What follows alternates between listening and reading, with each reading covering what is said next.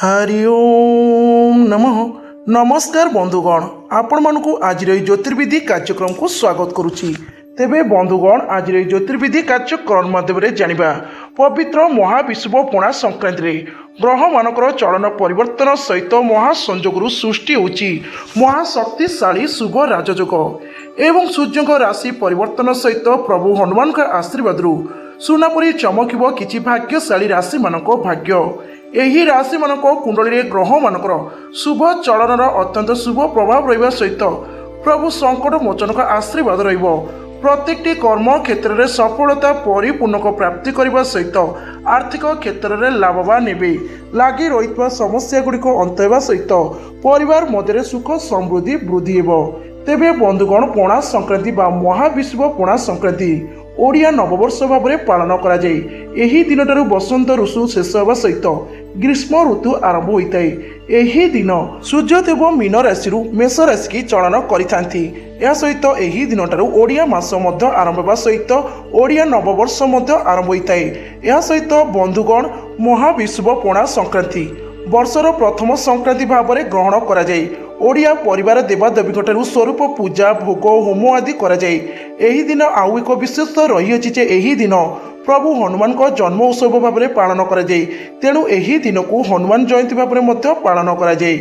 एही दिन सारा ओडिशा रे बंधु बांधव एवं ब्राह्मण मानकु पणा दि जाए। तेणु एही दिन को पणा संक्रांति बोली कुआ जाए। एही दिन ठारू परंपरा वृक्ष लता एवं जीव जगत जल प्रदान करा जाए। एही संक्रांति अन्य नाम होची जल संक्रांति बोली के मध्य कुआ जाए।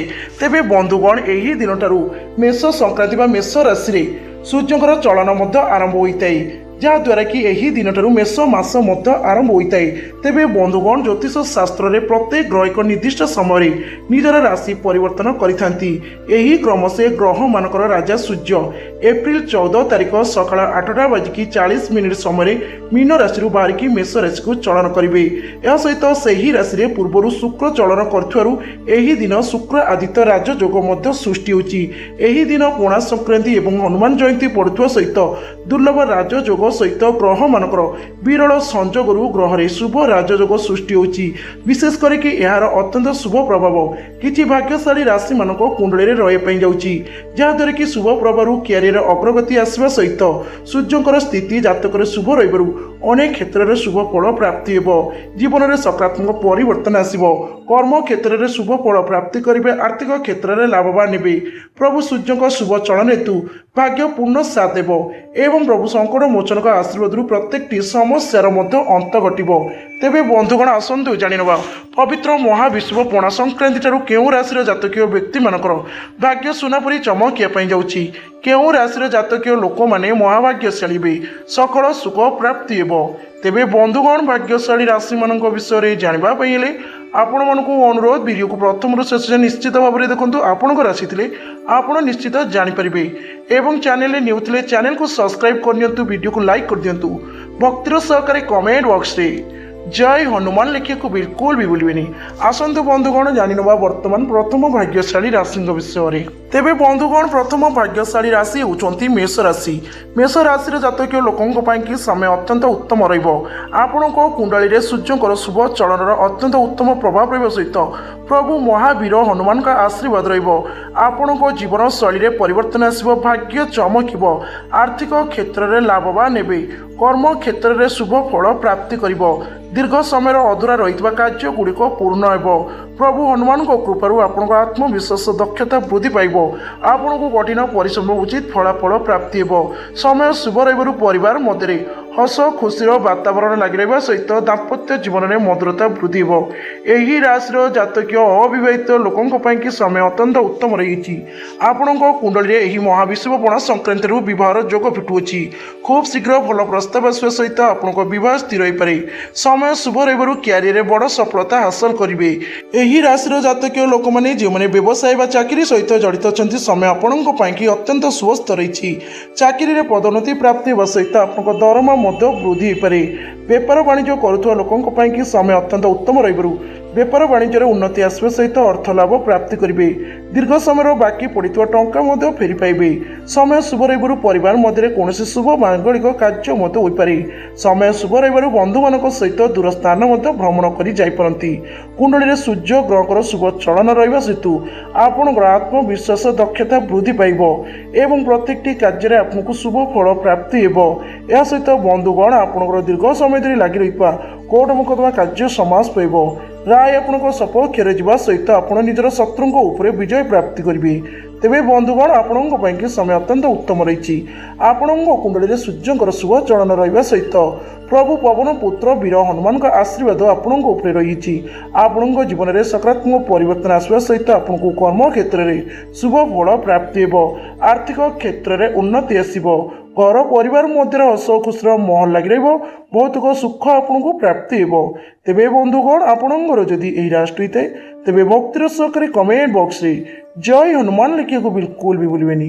ଆସନ୍ତୁ ଜାଣିନେବା ବର୍ତ୍ତମାନ ଦ୍ୱିତୀୟ ଭାଗ୍ୟଶାଳୀ ରାଶିଙ୍କ ବିଷୟରେ। ତେବେ ବନ୍ଧୁଗଣ ଦ୍ୱିତୀୟ ଭାଗ୍ୟଶାଳୀ ରାଶି ହେଉଛନ୍ତି ବୃଷ ରାଶି। ବୃଷ ରାଶିର ଜାତକ ଲୋକଙ୍କ ପାଇଁ ସମୟ ଅତ୍ୟନ୍ତ ଉତ୍ତମ ରହିଛି।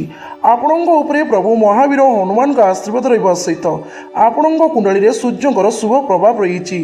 ଆପଣଙ୍କ ଜୀବନରେ ସକାରାତ୍ମକ ପରିବର୍ତ୍ତନ ଆସିବ। ବିଶେଷ କରିକି ବନ୍ଧୁଗଣ ଏହି ସମୟରୁ ଆପଣଙ୍କ ଆର୍ଥିକ ସ୍ଥିତିରେ ସ୍ଥିରତା ଆସିବ।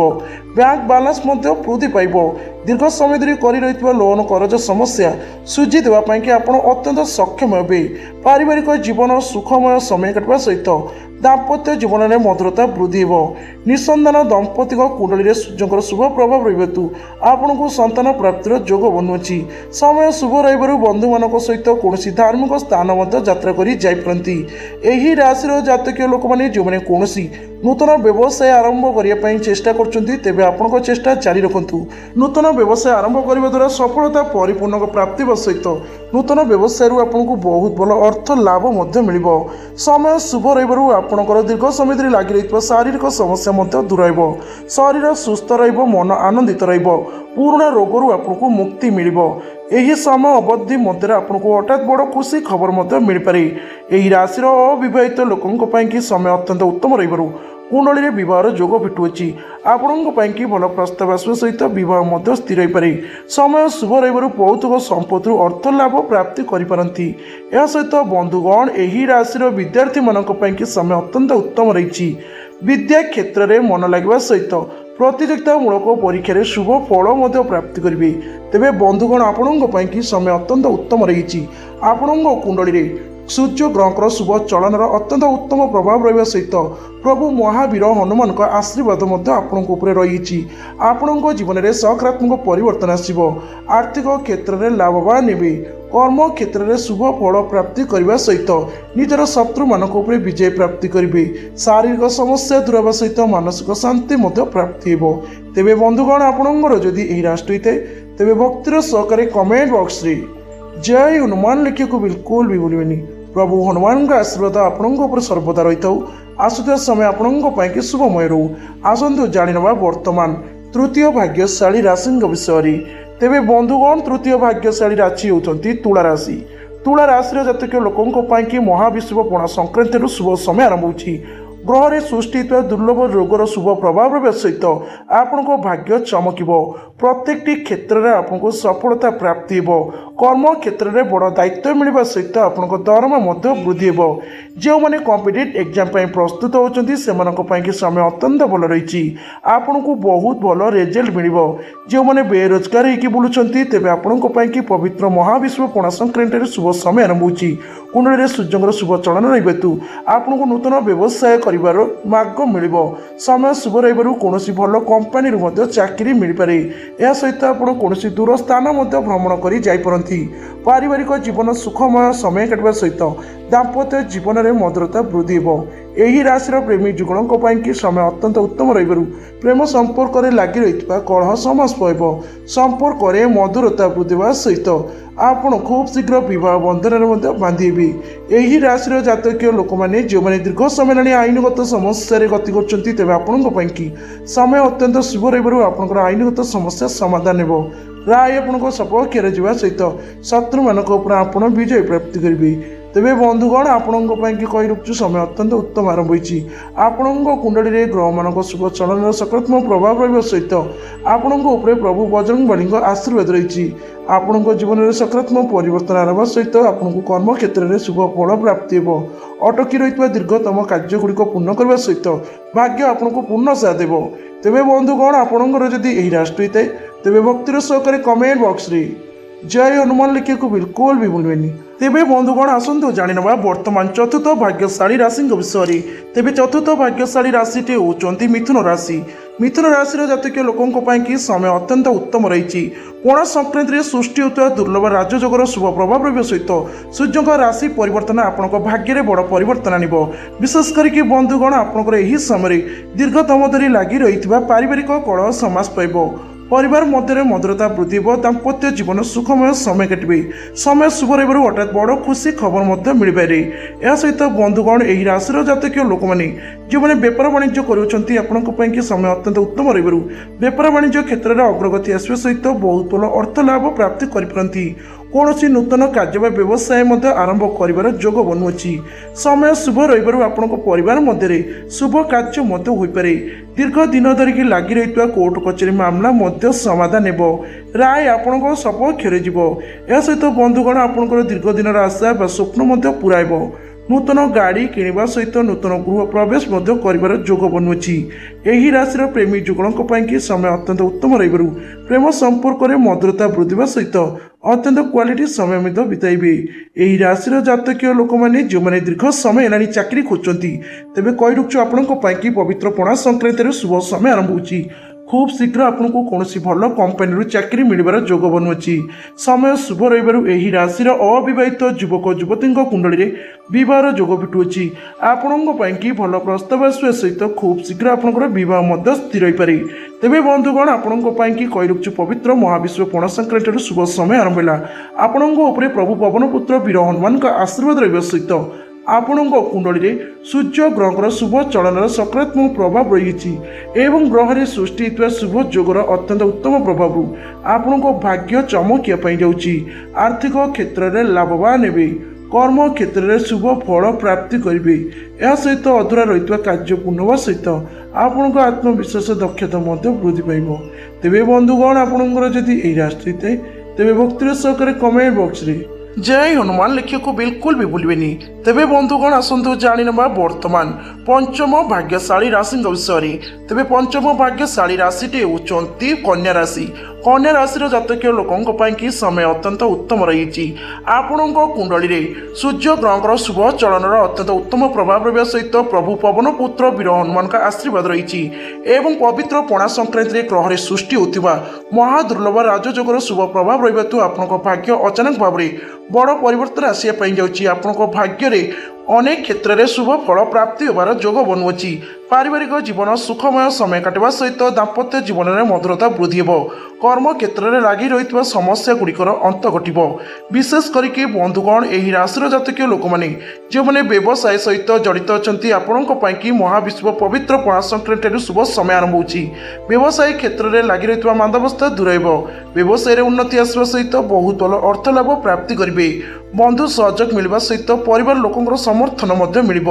ଏହା ସହିତ ଏହି ରାଶିର ଚାକିରି କରୁଥିବା ଲୋକଙ୍କ ପାଇଁ କି ସମୟ ଅତ୍ୟନ୍ତ ଉତ୍ତମ ରହିବାରୁ ଚାକିରି କ୍ୟାରିୟରରେ ଆପଣଙ୍କୁ ପଦୋନ୍ନତି ପ୍ରାପ୍ତି ହେବା ସହିତ ଆପଣଙ୍କ ଦରମା ମଧ୍ୟ ବୃଦ୍ଧି ହେବାର ଯୋଗ ବନୁଅଛି। ସମୟ ଶୁଭ ରହିବାରୁ ଆପଣଙ୍କ ଆର୍ଥିକ ସ୍ଥିତି ପୂର୍ବ ଅପେକ୍ଷା ମଜବୁତ ରହିବ। ଏହି ସମୟ ଅବଧି ମଧ୍ୟରେ ଦୀର୍ଘ ସମୟ ଧରି ଲାଗି ରହିଥିବା କୋର୍ଟ କଚେରୀ ମାମଲା ମଧ୍ୟ ସମାଧାନ ହେବ।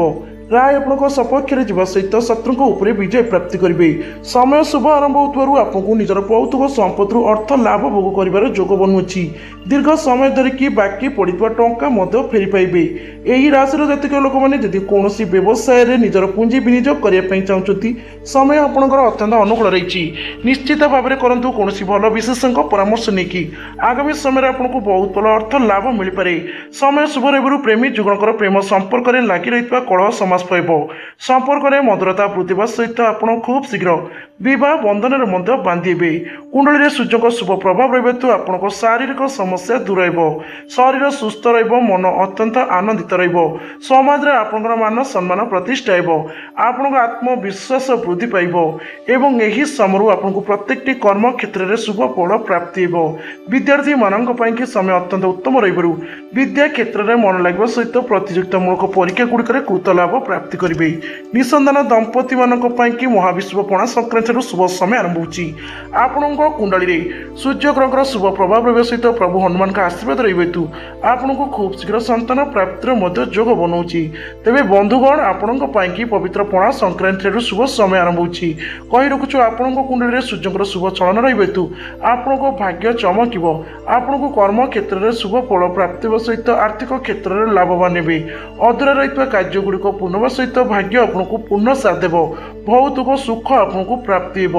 ଆପଣ ମହାଭାଗ୍ୟଶାଳୀ ହେବେ। ତେବେ ବନ୍ଧୁଗଣ, ଆପଣଙ୍କର ଯଦି ଏହି ରାଶି ହୋଇଥାଏ ତେବେ ଭକ୍ତିର ସହକାରେ କମେଣ୍ଟ ବକ୍ସରେ ଜୟ ହନୁମାନ ଲେଖିବାକୁ ବିଲକୁଲ ବି ଭୁଲିବେନି। ଆସନ୍ତୁ ଜାଣିନେବା ବର୍ତ୍ତମାନ ପଞ୍ଚମ ଭାଗ୍ୟଶାଳୀ ରାଶିଙ୍କ ବିଷୟରେ। ତେବେ ବନ୍ଧୁଗଣ, ପଞ୍ଚମ ଭାଗ୍ୟଶାଳୀ ରାଶିଟି ହେଉଛନ୍ତି ମକର ରାଶି। ମକର ରାଶିର ଜାତକୀୟ ଲୋକଙ୍କ ପାଇଁ ସମୟ ଅତ୍ୟନ୍ତ ଉତ୍ତମ ରହିଛି। ଆପଣଙ୍କ କୁଣ୍ଡଳୀରେ ସୂର୍ଯ୍ୟ ଗ୍ରହଙ୍କର ଶୁଭ ଚଳନର ଅତ୍ୟନ୍ତ ଉତ୍ତମ ପ୍ରଭାବ ରହିବା ସହିତ ପ୍ରଭୁ ପବନ ପୁତ୍ର ବୀର ହନୁମାନଙ୍କର ଆଶୀର୍ବାଦ ରହିଛି। ଆପଣଙ୍କ ଜୀବନରେ ସକାରାତ୍ମକ ପରିବର୍ତ୍ତନ ଆରମ୍ଭ ହେଉଛି। ପଣା ସଂକ୍ରାନ୍ତି ଠାରୁ ଆପଣଙ୍କର ଦୀର୍ଘତମ ଅଧୁରା ରହିଥିବା କାର୍ଯ୍ୟଗୁଡ଼ିକ ପୂର୍ଣ୍ଣ ହେବ। ଆପଣଙ୍କ ଆତ୍ମବିଶ୍ୱାସ ଦକ୍ଷତା ବୃଦ୍ଧି ପାଇବ। ଆପଣଙ୍କୁ କଠିନ ପରିଶ୍ରମ ଉଚିତ ଫଳାଫଳ ପ୍ରାପ୍ତି ହେବ। ପରିବାର ମଧ୍ୟରେ ମଧୁରତା ବୃଦ୍ଧି ହେବା ସହିତ ଦାମ୍ପତ୍ୟ ଜୀବନ ସୁଖମୟ ସମୟ କାଟିବେ।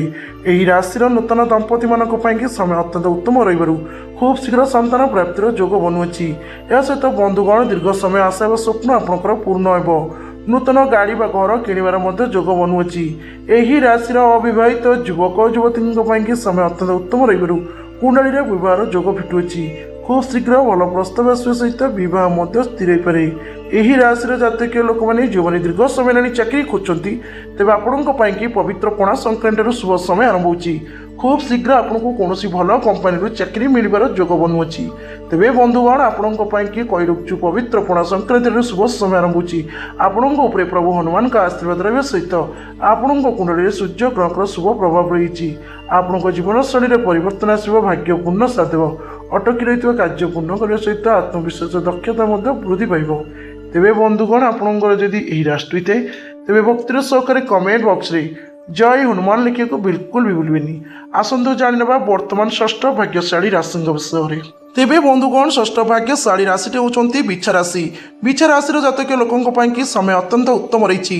ଆପଣଙ୍କ କୁଣ୍ଡଳୀରେ ସୂର୍ଯ୍ୟ ଗ୍ରହଙ୍କର ଶୁଭ ଚଳନର ଅତ୍ୟନ୍ତ ଉତ୍ତମ ପ୍ରଭାବ ରହିବା ସହିତ ପ୍ରଭୁ ହନୁମାନଙ୍କ ଆଶୀର୍ବାଦ ମଧ୍ୟ ରହିଛି। ଆପଣଙ୍କ ଜୀବନରେ ସକାରାତ୍ମକ ପରିବର୍ତ୍ତନ ଆରମ୍ଭ ହେବା ସହିତ ଆପଣଙ୍କୁ କର୍ମ କ୍ଷେତ୍ରରେ ସଫଳତା ପରିପୂର୍ଣ୍ଣକ ପ୍ରାପ୍ତି ହେବ।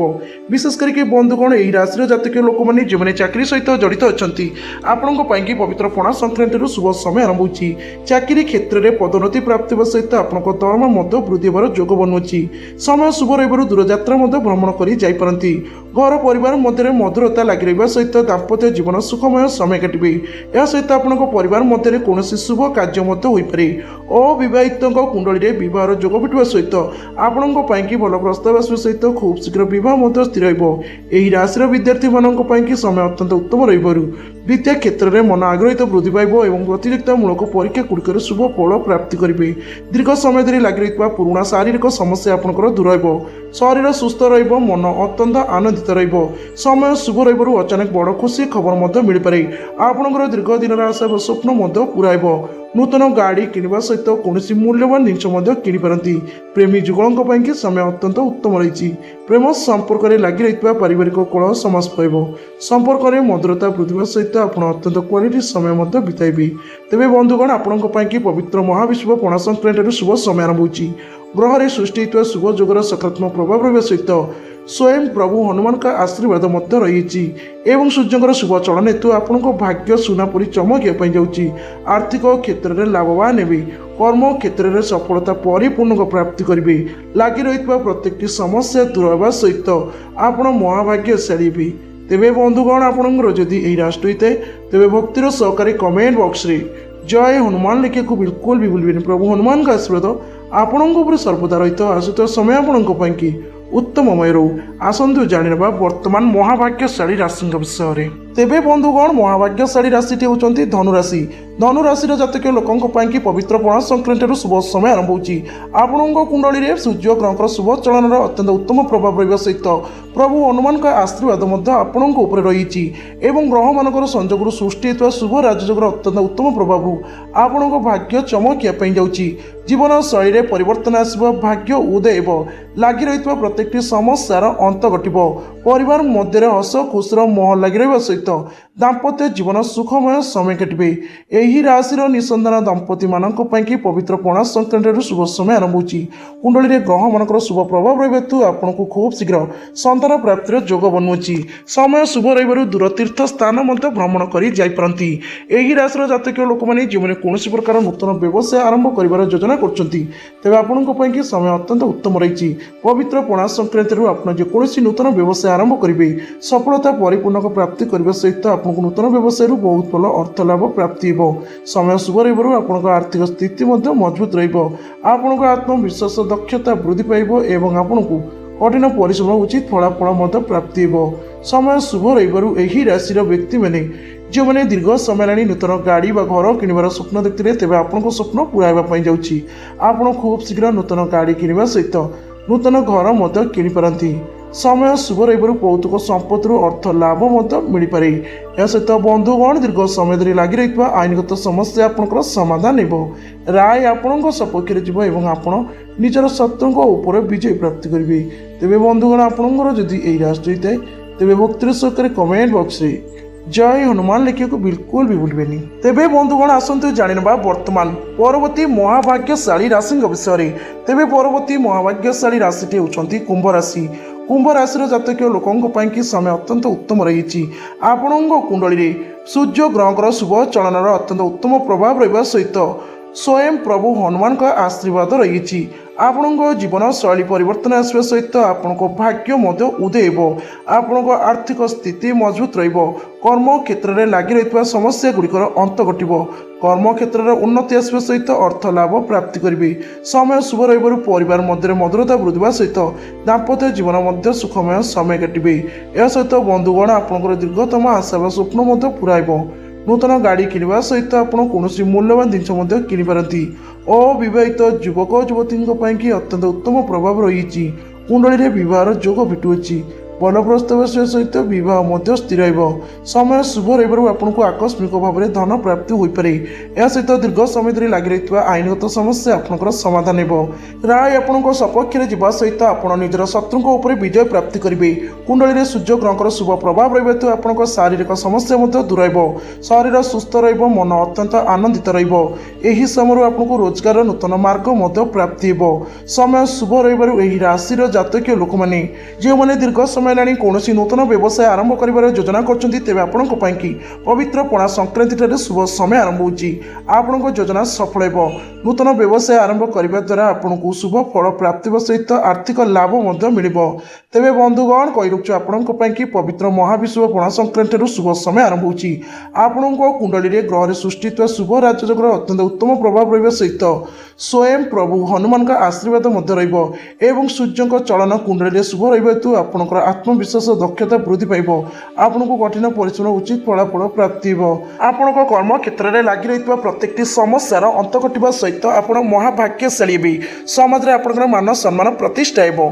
तेबे बंधुगण आपंकर जदि यही राष्ट्र होता है तेबे भक्तिर सहकारी कमेंट बॉक्स रे जय हनुमान लिखा बिल्कुल भी भूलें। प्रभु हनुमान का आशीर्वाद आपण सर्वदा एमती रही था।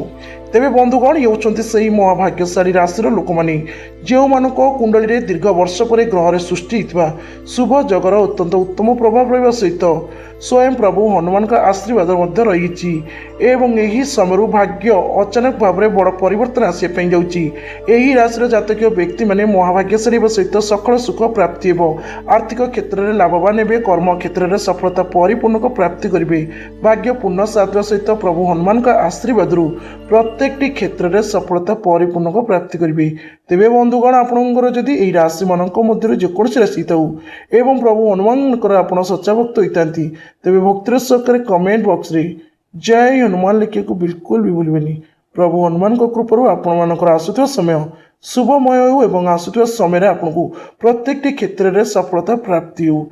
तेबे बंधुगण आज वीडियो ये रोचे। नमस्कार, जय जगन्नाथ।